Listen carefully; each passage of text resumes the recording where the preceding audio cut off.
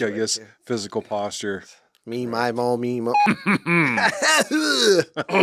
Well, guys, we're back at it once again. What can I say? Mavericks and Pioneers. It's such a pleasure. Super fun. My name is Stephen Gillum, co-host here, CJ McPhail, and some other random guy who shall not be named. Well, this is our anti-host, Mr. Eric Johnson. Yes. Thank you for joining us. Thank you for correctly, my title was correct. Yeah, Yes. absolutely. Yes. No problem. Wear it with honor. No, but we're super appreciative that you would join us as always, man. Of course. Great having an awesome guest with us.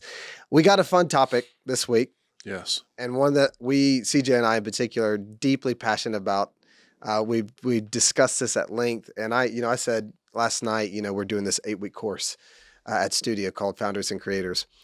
And I told our group last night, I said, this might be my favorite subject of all 8 weeks. If it's not, it's pretty dang close. Yeah. And that's the topic of risk. Yeah. I think risk is fundamental to the human experience, but it is absolutely integral to the entrepreneurial journey. It is a massive part, both starting a business, but sustaining one.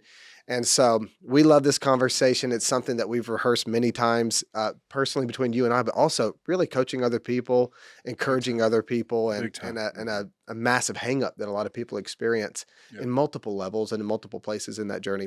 So yeah, man, why don't you kick us off, CJ? Tell me what you're thinking. What's in your heart for risks? I mean, I know it's a big topic. We only have so much time, but hit me. Yeah. Well, I'll just start with my, what I believe about it. And it's what I admire most. And I think it's what most of us admire most in the people that have had the biggest impact in our life. Wow. Those heroes in our lives, for example, other people like that. If you really break it down, and I do kind of geek-wise think through that a little bit, sure. It's my Grandpa Joe. But when I really think, what do I love most about my Grandpa Joe? What do I admire most about him as a businessman? It's that all the risks he took. And the risks he took that, it didn't make sense. In fact, some would argue he didn't even have the really right to. He hadn't even earned the right to. An 8th grade education in Kansas, dramatically high expectation to be a farmer, almost a demand, honestly, from his dad to farm. His dad was so hurt and so upset when he didn't farm. Been in the family a long time, right? Big time, multiple generations in that area of Kansas. And my grandpa just really wanted to build homes and really felt like that was his deal. That's cool. And taught himself how to build houses back when you didn't have to have a journeyman's license. And I don't even know what you have to have these days, but whatever you have to have, he didn't have that. He taught himself and then came out and then got, frustrated that the lumber industry was so expensive. So he started his own lumber yard and then to control the prices, which is so cool. And then on top of that, Polaris came calling in the late 50s, I believe, or early 60s, mid 60s, somewhere. Sorry, I should know this and I don't know. But so he started one of the first Polaris snowmobile dealerships in the state of Colorado out of Rangeley, Colorado, which is this tiny little town, Eric. I know it's crazy, like in the northwest corner of Colorado, 60 to 90 miles from anything else. High desert, Crazy. Insane. And my grandpa says, we're going to sell a lot of snowmobiles here, and I'm going to have one of the first dealerships. So when I think about it, my point is he took risk, but he did it in the context of breaking expectation and not being afraid of what people were going to think and knowing that he was going to hurt some people. It wasn't his heart to, but and then it inspiring me. And last night in our session, one of the meaningful things to me was my 16-year-old son, Thatcher, my second son, really wanted to come. And of course, we had him there, but it was so cool. And it just hit me as I was talking last night, literally. That was cool. In the moment, realizing that I got to go to some of the stuff my grandpa did. And here's my son watching us talk about risk, yes, in this context. And it was pretty cool. So I think just to kick it off, I think what I love about risk is when we really think about it, it's what we admire most in the people that have had the greatest impact on our lives.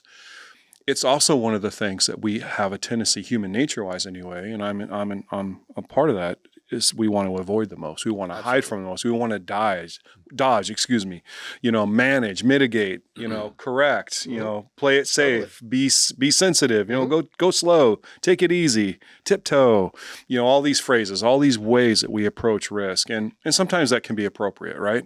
Mm-hmm. I don't claim to know what risk should be for any person. That's good. I just know that it should make you feel really uncomfortable. And if it doesn't, then you really need to rethink that probably. Yeah. I also know, and I'll say this, and I'll end here because I could talk about this all day, but I really think from me and my relationship with Holy Spirit, it is a thing that draws me closest to Holy Spirit Yeah. by far. Yeah. And, I can just cry talking about it, but I am so proud of the risks that my wife and I have taken, not because we're so great, just because when we have in that fear, Holy Spirit has met us in ways that we could not have described. And we thought he would meet us, by the way. It's not like we're shocked, like, oh, there he is. It's not like that at all. Yeah. But it was like, oh my gosh, I never would have imagined this risk. And we just recently talked about people and the people that come into our lives. But the risks that we've taken, probably the most meaningful part are the people it's brought into our lives that we never could have imagined. We never could have orchestrated. We couldn't have in a million years found a way to meet this person, and yet here they are, front and center in our life, pouring themselves into us, inspiring us, motivating us, whatever, partnering with us. I mean, whatever the case is, and all that comes from risk. Absolutely. You were talking about Thatcher being there last night. Yeah. And, as you were sharing that, like you're thinking about your grandpa Joe and then now you and now Thatcher. And I thought, man, I'm not saying this to gas you up. It's really true. I know very few people who have done what you and Lindsay have done. And you guys, if there was ever a group of risk takers that I've been around, and it is both terrifying Oh boy. Yes. and profoundly inspiring. But what I know for sure, despite all of our flaws, right, and we all have them, one thing that your four boys will never be able to say is that my parents played it safe. Right.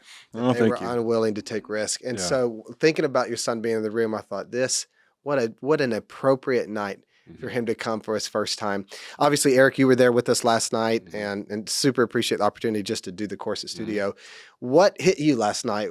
Obviously there's 1,000 directions we could go in the conversation of risk, but what was kind of churning in your mind and heart last night as you were there? Yeah, whenever we, each of these episodes, when we bring up, the different topics, my mind goes into kind of the why behind the why. Kind of like, what causes us to take risks? Like why don't we? And kind of getting into the depth of it. So in between, when you guys broke the groups out, and I came up and just chat with you guys, the word curious came up. You brought the word curious up. Right.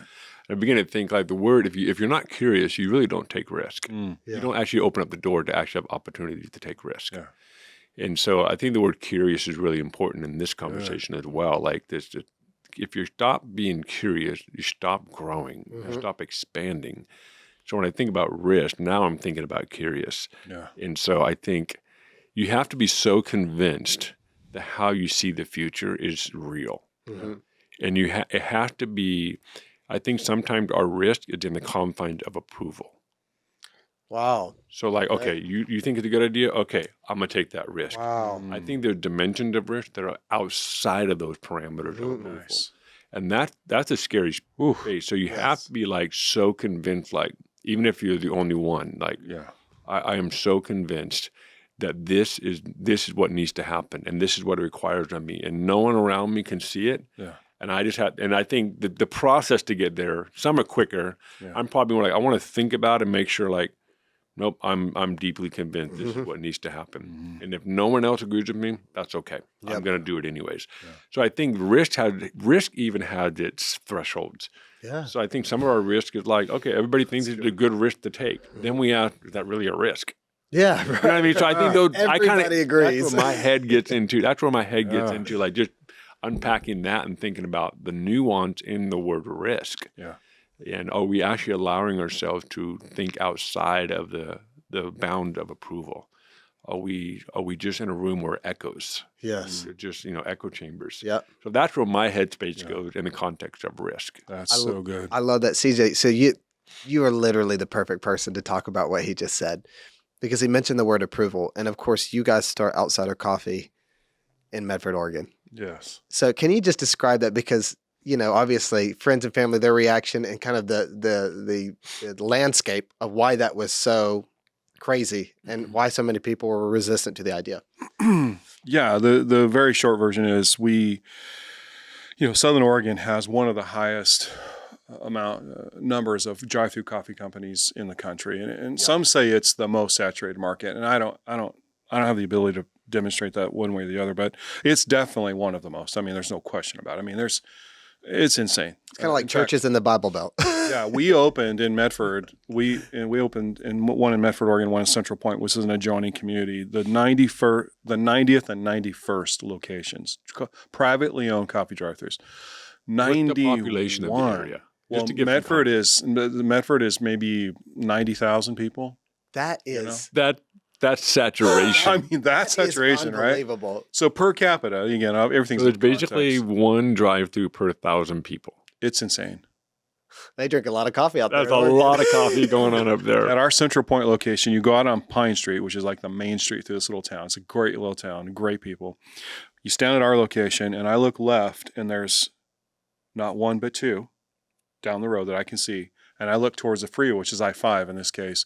And I look to the right, and there's another one. Oh, my gosh. Has anyone ever Orbis done a right there. social study on the culture there? Who do you think? I mean, I'm totally cutting off your story, but No, I love it. It's mind Like the social structure of that city, the amount of people that are going through drive-through. I wonder what that's done to collectively to the social structure. Well, I know, I don't know. That's a good point. And I don't know exactly, but I do know that, as you know, in the West, especially Pacific Northwest, as you get up, coffee is just the thing. It's an addiction on top of an addiction times an addiction. Sure. Right? I mean, it's just all addiction.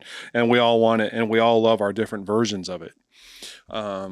And we have customers that come to us in the morning and go to one of our competitors in the afternoon, and vice versa. Wow. And that's just how they roll. And that's what they do. And it spends a lot. These people spend a lot of money That is on wild. coffee. I mean, it's a literal budget item in their budget. So what we did is we decided we wanted us to launch the 90th and 91st locations. Why not? And understandably, and talk about risk. I mean, gee whiz. Yes. But understandably, our family, who we adore, we're understandably like, what are you guys smoking? Like, please don't. Literally, Yes. a couple of interventions. We're smoking caffeine. Yeah. Yes. Smoking. Don't It is. actually You drinking can smoke it, and that's what we're doing. Yeah. Like, why? Like, I don't want to mention names, but one great person in our life. Why? Literally, he was not angry, but kind of frustrated. Why? Like, why? I don't get it. And our answer is because if we can prove that our model can work here, and we were creating a new model in the industry, and we have created a new model in the industry, and I'm really proud of it. But if we can prove that model will work here, then we know we can take it anywhere else. But if it won't work in this market, we're not gonna know whether or not it would have worked anywhere else. Wow. And therefore, our ability to expand is probably going to be diminished instantly. Sure. So, and maybe that's the wrong way to look at it, but that's just how we looked at it. Love it. So we did it, and we went into it with the mentality of, listen, I can't be them, and I'll list out a couple of names. I'll say publicly, Dutch Bros, which is an amazing company. Yep. Now one of the fastest growing in the country. They've gone public in the last 18 months or so, and they're just killing it. I mean, they're going to have 1,000 more locations in the next 12 months alone. I mean, it's just nuts. It's just insane what they're doing. I mean, good for them. I cheer them on. Their owners are phenomenal people, et cetera. And so are the other companies that we work with there, we technically compete with. But what I know is this: none of them can be us. That's it. They cannot do, and if that's arrogance, let me be the most arrogant person alive. But they cannot do what we can do, and I can never do what they can do. That's right. Interestingly, I don't even want to do what they do. And if you talk to them, I've talked to them, they don't want to do what we do. In fact, they look at what we do and they're like, what in the world are you guys doing? Yeah. How are you going to do that? How are you going to build that deep relationship that you claim you can have in 3 minutes or less at the window? Like, what? You can't, what? Because it's drive-through only. Just a reminder for listeners. So that's what we do. But the risk that we had to take was first and foremost with our family. Yes. Literally, and our close friends. And thankfully, our pastor there was really encouraging, and there were other people that were really encouraging, because it starts to feel heavy when your family is coming to you with real serious. And I'm joking, but they weren't joking. I mean, they were dead serious. Like, and they weren't wrong. We just knew we needed to do it anyway. Yes. And we did. And we knew our boys were going to watch. We were willing to be wrong. And I think sometimes, I just want to say that out loud. It hit me as you're talking about this, Eric. I think one of the things that I admire the most in people that I adore is they're willing to be wrong. They're just willing to be wrong and not to be fools. And sometimes you can be a fool. I can be anyway. Sure. But it's just that you're willing to be wrong. You believe in this so much that even if it doesn't work, you won't regret having tried. I love that. And that's a great risk. Mhm. And whatever that is, Mhm. you know, you just believe in it so much. Because if it doesn't work, was God not in it? I mean, we can go down that rabbit hole. Right. Do all risk work? Mhm. No. No. No, they do not. No. So you shouldn't have done it? But is that the conclusion? Yeah. Excuse me. You shouldn't have done it? I mean, I don't think so. That's not how I look at it. Sure.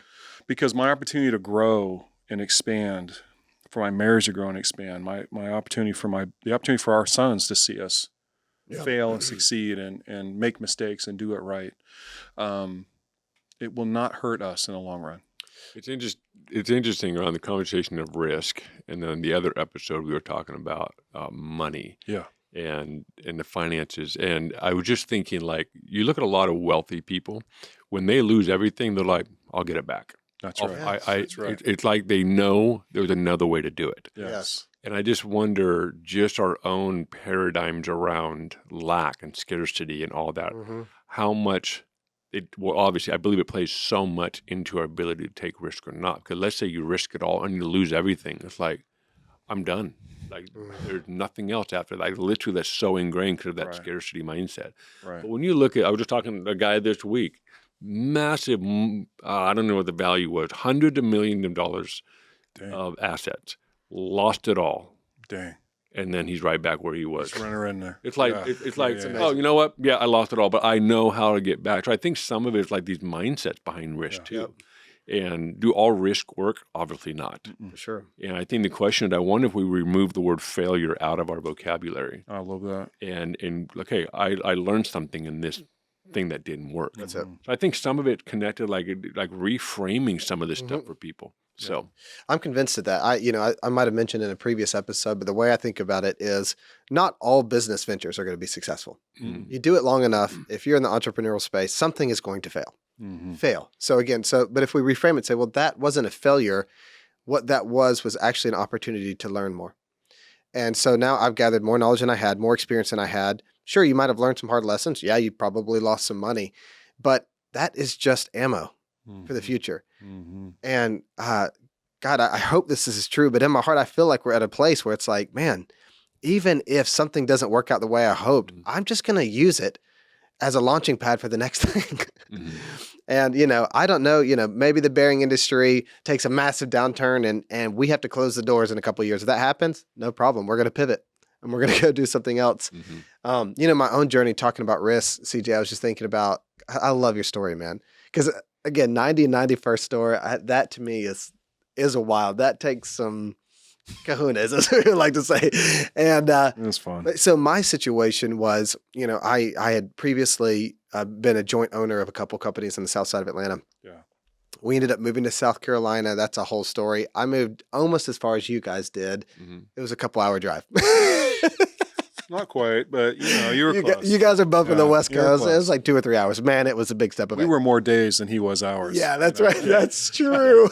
That's so true. So we moved to Greenville, though, and we didn't have any roots here. We just felt like it was a good decision for our family, and that's a much longer story.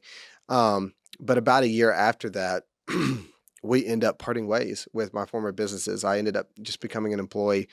And so now it was like I either go and just find some random job, or the idea comes to me, or I can start my own thing. Here's the problem. We are in the middle of COVID, and I have a newborn baby. Now, for those who may not remember, generally speaking, COVID wasn't the time we thought, you know what, I think I'll start a business and be super successful. Most businesses were suffering. I realized that some were doing well. Yeah, they were. Well, it just so happens that the bearing industry was doing just fine. No matter what's going on, you need bearings. things still need to move. They gotta turn, they gotta twist, they gotta spin, And so, but at the time, what that felt like to me was paralyzing fear. Yeah.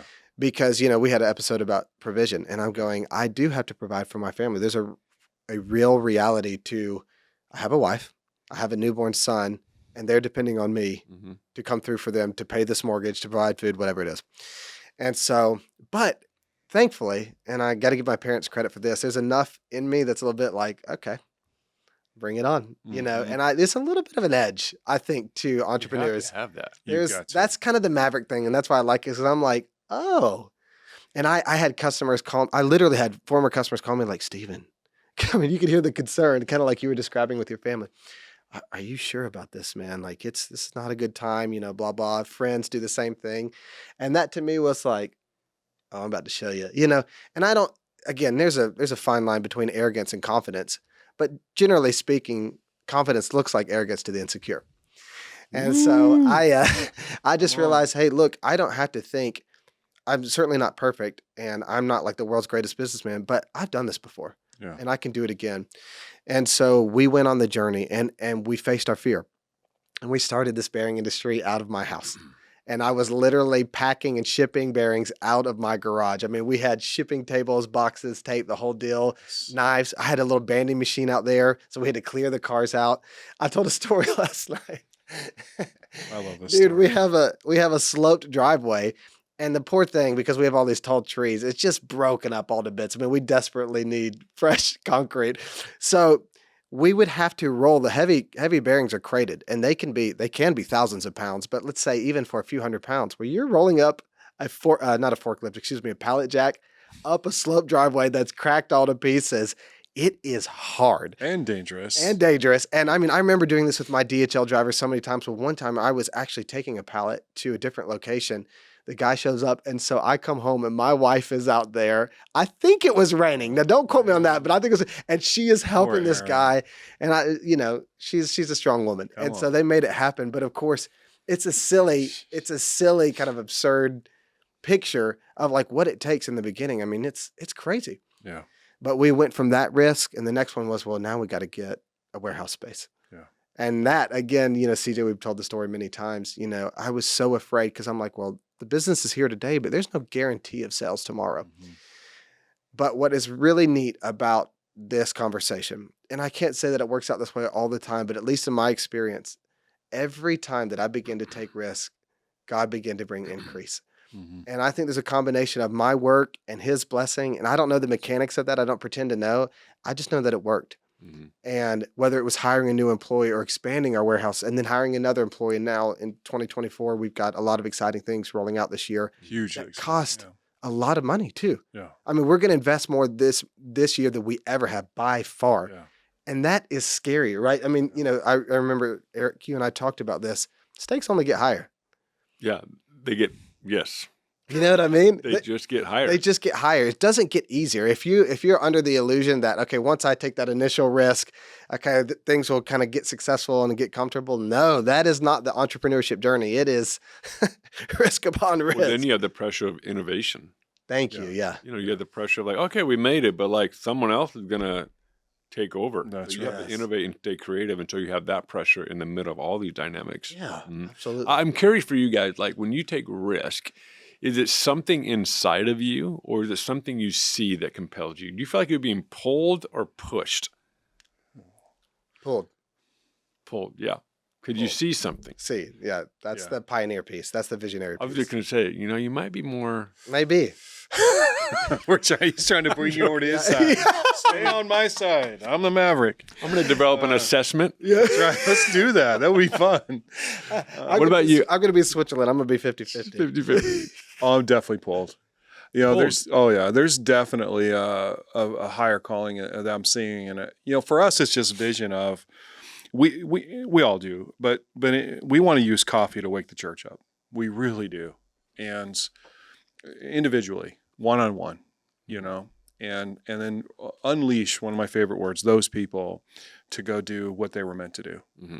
And not to suggest that none of them are, but for those that maybe aren't aligned where they want to be, then let's go.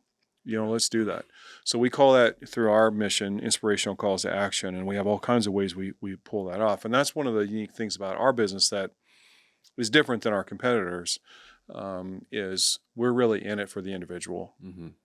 And we don't just say that. We our new building, our first South Carolina location, opens in a few weeks, and literally on the sides of our building, on the link sides, are portions of our mission in big block letters. Oh, that's cool. So we're real serious about it. Like, Mhm. it's visual. When you drive up, you're going to see, disrupt your day. Sure. Is one of our phrases. Mhm.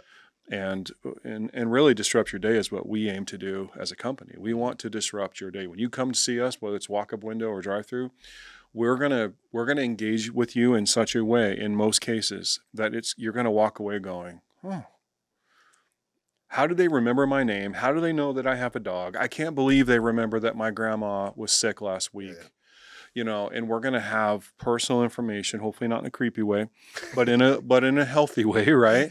That helps you go. You walk away from that as a customer service model and go, that's crazy. Yeah, that's cool. And I don't know about you guys, but I tend to be pretty loyal to the people that treat me, remember my name, make it personal. I don't care. Honestly, at that point, and I speak for myself, I don't care if you're twice as much. I'm coming to you. Well, You got my attention. And we're not twice as much, but you know, that's where we are. So yeah, I feel pulled, Eric. I just look at it and go, You see something. You both see something. You can visualize let's it. run after that. I don't know how to really all the time. I just know I'm just supposed to go that direction. And we may fail, and sometimes we do, and pull back. I hate to be redundant, but I just can't. In this conversation, I always go back to The Greatest Showman. And I always think about that stinking your song. theme Such a good song. Dude, it's just, well, there's so many good songs, but that line, every night I lie awake, and I think about that. I'm like, that is me. Is I lie awake, or maybe I'm on a walk with my wife, whatever, you know. But there's this vision of this world and what it could be, and I'm going, what steps can I take to get there? And which takes courage, you know. I told a couple stories last night at Founders and Creators. But I had a guy say to me recently, this is probably 6-8 weeks ago, he says, Stephen, my problem with this conversation is that I am particularly risk averse.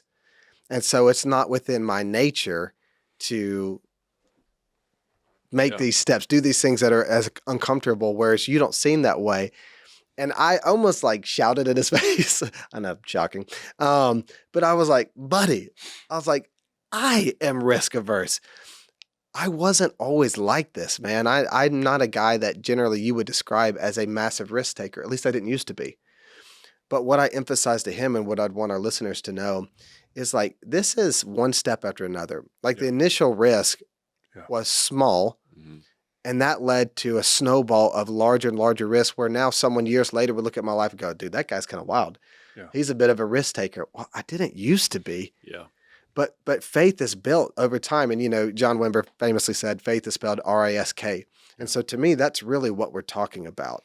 Risk is like, it's language that I prefer because it doesn't have so much maybe theological baggage associated with it.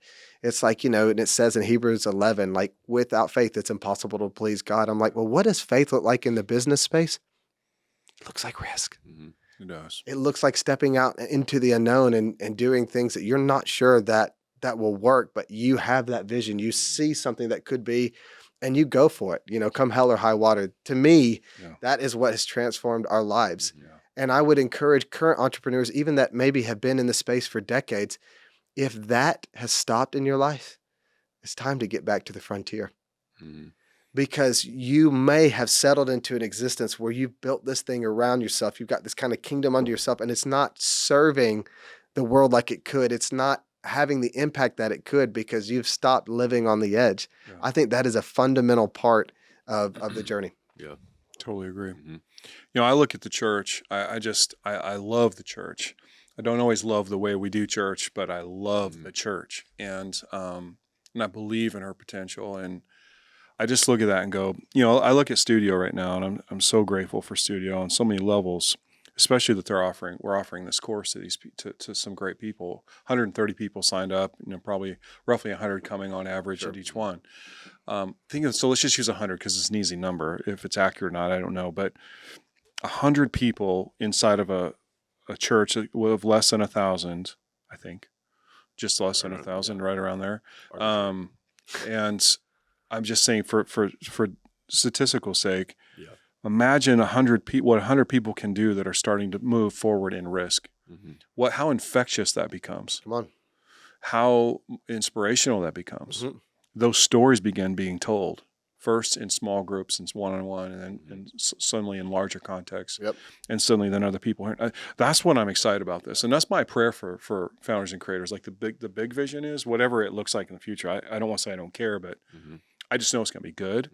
But to think of these people that we were all with last night, who are so phenomenal, actually doing some of this stuff and talking about it and engaging and messing it up and doing it well and all of the above and getting uncomfortable, but figuring it out. Yeah.